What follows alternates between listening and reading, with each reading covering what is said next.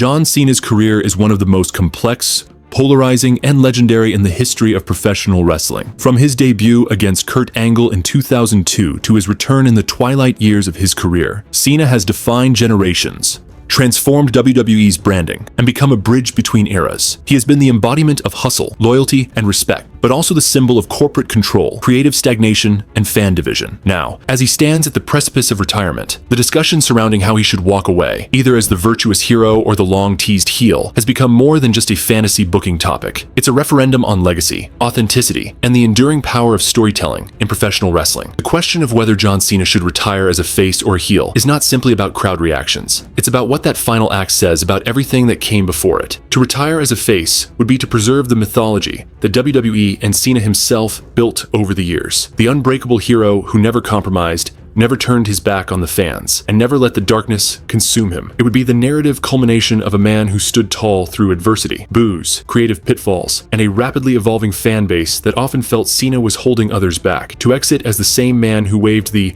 never give up towel through every storm would offer a clean, celebratory ending, the kind Hollywood adores, the kind that can be cemented in highlight reels and documentaries for decades to come. But perhaps that's too neat. Maybe it's too safe, too protected. Cena's longevity, while admirable, was also controversial. His dominance throughout the 2000s and early 2010s came at the expense of rising stars, compelling villains, and alternate storytelling possibilities. His refusal, or WWE's refusal, to turn heel even when audiences clamored for it, became emblematic of the company's resistance to evolve with its fans. If Cena retires as a babyface, he reinforces the very perception that he was never willing to truly take the risk, to embrace the chaos that makes wrestling so thrillingly unpredictable. Retiring as a heel, especially in today's landscape, might not only be poetic, it might be necessary to give fans the resolution that the character of John Cena has long denied them. A heel retirement wouldn't require Cena to betray his fans in some cartoonish manner. It would need to be layered, nuanced, and grounded in emotional realism. Perhaps it starts with Cena realizing that the very ideals he preached, hustle, loyalty, respect, have become twisted over time, that his definition of loyalty became blind obedience, that his version of respect required everyone else to fall in line behind him. The heel turn could emerge not from malice,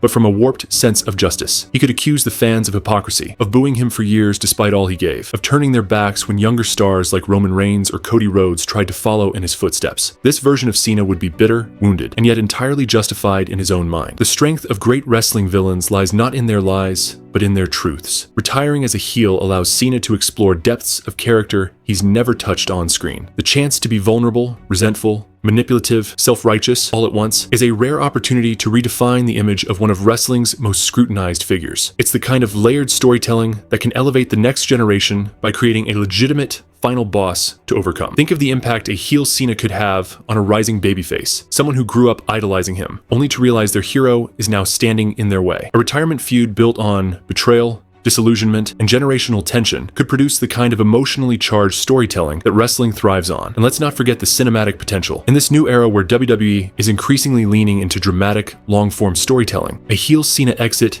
could be a blockbuster saga. Imagine the callbacks to ruthless aggression, the symbolism of a man whose career was built on being the chosen one, finally choosing darkness, the internal conflict, the backstage promos where he accuses management of using him as a PR puppet, the moments where he lashes out not out of rage, but out of existential dread. What does a hero do when the world moves on without him? But there's a counter-argument, one rooted in legacy, gratitude, and closure. Cena has become an ambassador for the industry. He's represented WWE in media, philanthropy, and global outreach better than perhaps anyone in history. His work with Make-A-Wish is the stuff of legend. His image, carefully maintained, is one of sincerity and selflessness. Turning heel now might dilute that legacy. Fans who grew up with him as a superhero might feel betrayed, not intrigued. Wrestling might be entertainment, but icons matter. They shape childhoods, form memories, and become symbols of resilience. Retiring as a face allows Cena to thank the fans, to go out with cheers rather than jeers, and to pass the torch in a moment of mutual respect. There's also the argument that Cena has already played with the idea of heelish behavior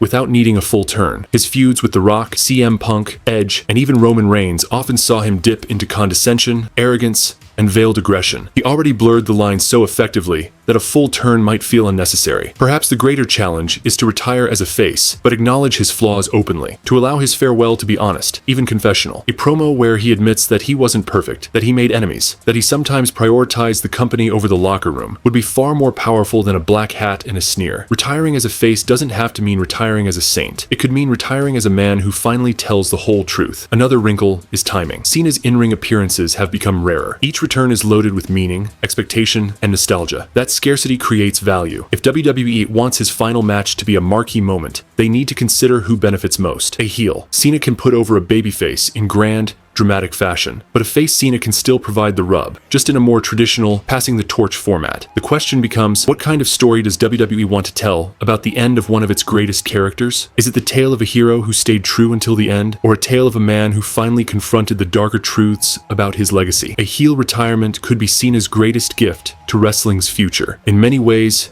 he's already done everything else. He's carried the company. He's main evented WrestleMania. He's been the face of the brand through transition, turbulence, and transformation. But what he hasn't done is give the fans closure on the Cena that could have been, the one that snapped, the one that fought against the system instead of for it. That chapter remains unwritten, and maybe that's why it holds so much weight. But a face retirement might be the more fitting choice for Cena the man, the individual who has clearly outgrown the ring, who's now more actor and philanthropist than wrestler. For him to end his in-ring story with a bow, a handshake, and a tearful goodbye might be the most genuine ending. It would be consistent. It would be earned. He could speak directly to the audience, not as a character, but as John, thanking the fans, the crew, the company, reminding everyone that wrestling gave him a life he never dreamed of, and he gave everything back to it. That kind of authenticity cannot be faked, not even by the best character actors in the world. The key, ultimately, may lie not in choosing heel or face, but in choosing truth. The most powerful retirement would be one where Cena pulls back the curtain, not with a worked-shoot promo full of insider references, but with a grounded, emotional revelation. Let the fans into the headspace of a man who became larger than life, who shouldered the burdens of a billion-dollar company, and who had to smile through a decade of boos,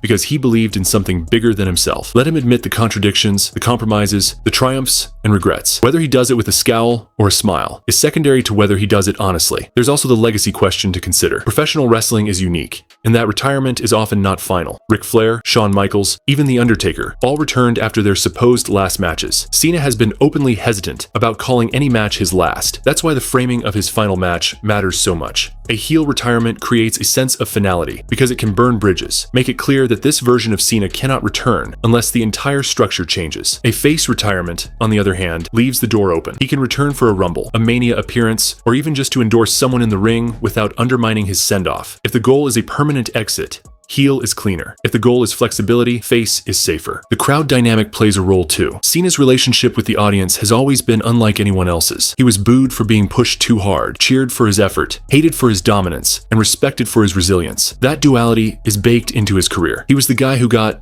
"Let's go Cena" and "Cena sucks" in the same breath. Retiring as a face might unify the crowd one final time. A standing ovation for a man they may not have always liked, but who they couldn't deny. Retiring as a heel might amplify the split, but in doing so could ironically unify the audience in awe. Either way, the response will be massive. Then there's the visual language of retirement. Cena dropping the armband, leaving the ring, looking out into the crowd. Those images have weight. They become immortal. Do they feel more meaningful if he's just betrayed a young star and realized too late that he's become the villain? Or do they feel more resonant if he's just passed the torch with honor, knowing he gave it all one last time? Both outcomes are compelling. Both could produce goosebumps, but only one truly subverts expectation. And that's where the heel retirement gains momentum. Wrestling, at its core, is about surprise, about subversion. Cena has spent 2 decades doing the expected thing, being the hero, taking the high road. What if, in his final act, he takes the hard road instead? Not for shock value, not for heel heat, but for emotional honesty. To admit that he, like so many others, wrestled with resentment, ego, and identity. That he's not just Superman, he's Clark Kent, a man who lived in the spotlight, but never stopped feeling the shadows. If John Cena is to walk away from professional wrestling, the exit cannot be disguised as a formality. It cannot be treated like another Legends Night cameo, nor can it be buried beneath nostalgia or cheap pops. The magnitude of his departure should match the seismic influence he's exerted on the business for over 2 decades. Whether as a babyface beacon or a corrupted titan, Cena's final chapter must amplify the myth while acknowledging the man behind it. It needs vulnerability. It needs flaws. It needs a truth that wrestling so often pretends